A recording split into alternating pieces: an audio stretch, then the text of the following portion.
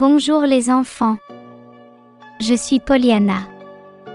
Bienvenue à notre école du dimanche. Aujourd'hui, nous allons en apprendre un peu plus sur le fruit de l'esprit. D'accord. Lisons la parole du Seigneur dans le livre d'Hébreux chapitre 12 versets 2 et 3. Regardez toujours à Jésus, car il est l'auteur et le consommateur de notre foi. Parce que Jésus, sachant que son effort se traduirait par la joie, a enduré la croix, méprisé la honte et s'est assis à la droite du trône de Dieu. De peur que vous ne soyez fatigués ou découragés, souvenez-vous de Jésus qui a enduré l'opposition des pécheurs à lui-même. Waouh, ce verset est très intéressant, non? Il nous enseigne que Jésus avait un secret pour résister à toute opposition de la croix. Quel sera ce secret? Découvrons-le. Viens. Nous avons ici le fruit de l'esprit, plein de saveurs. Chaque saveur est une bonne chose que nous allons apprendre et pratiquer dans notre vie. Dans ce fruit, nous avons déjà parlé de certaines saveurs. Souvenons-nous. Dans cette partie, nous parlons du goût de l'amour qui est très important pour notre vie. Dans cette partie, nous parlons du goût de fidélité, quelque chose de très spécial. Quel goût aura cette partie ici? Découvrons lequel est-ce? 1,2,3 est déjà. Voir cette partie a un goût de joyeux. C'est cool. Je pense que vous avez beaucoup entendu parler de ce mot, n'est-ce pas? Mais savez-vous ce que cela signifie vraiment? Apprenons ensemble. La joie est de décider d'être heureux. La joie est d'être satisfait de la vie. La joie est d'être heureux avec l'avenir. La joie c'est fêter, sauter, chanter.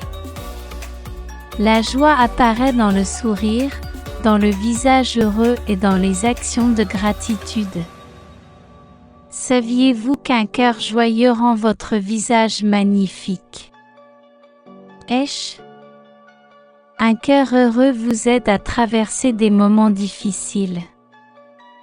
Nous avons la promesse de Dieu que les pleurs peuvent durer une nuit, mais la joie vient le matin. C'est merveilleux. Nous devons comprendre que la vraie joie ne dépend pas des choses que nous avons. Pas besoin d'être riche pour être heureux. Vous n'avez pas besoin d'avoir tout ce que vous voulez pour être heureux. Vous n'avez pas besoin d'être à des fêtes, de boire et de consommer de la drogue pour être heureux. Car cette joie est fausse, passagère et fait souffrir. True joy est parfait. Même si tout autour de vous est mauvais, vous pouvez avoir la vraie joie en Jésus. Car la joie du Seigneur est notre force. Jésus a gagné cette joie en mourant sur la croix, et aujourd'hui nous pouvons être heureux en sachant que nous vivrons avec lui au ciel pour toujours.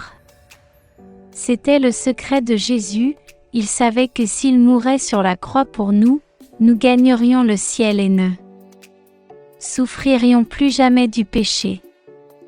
Parce que Jésus, sachant que son effort se traduirait par la joie, a enduré la croix, méprisé la honte et s'est assis à la droite du trône de Dieu.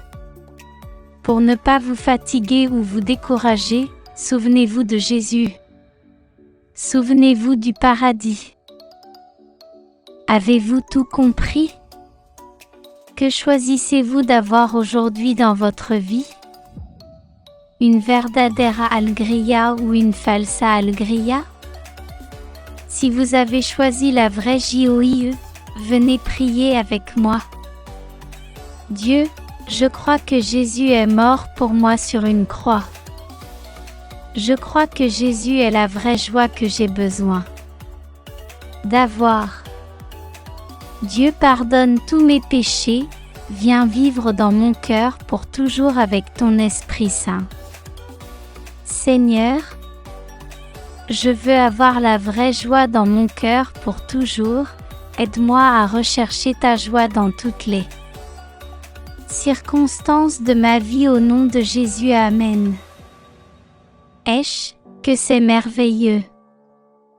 Je crois que la joie du Seigneur Jésus vous fortifiera dans tous les domaines de votre vie, pour toujours. Bientôt nous découvrirons une autre saveur du fruit de l'Esprit. Au revoir.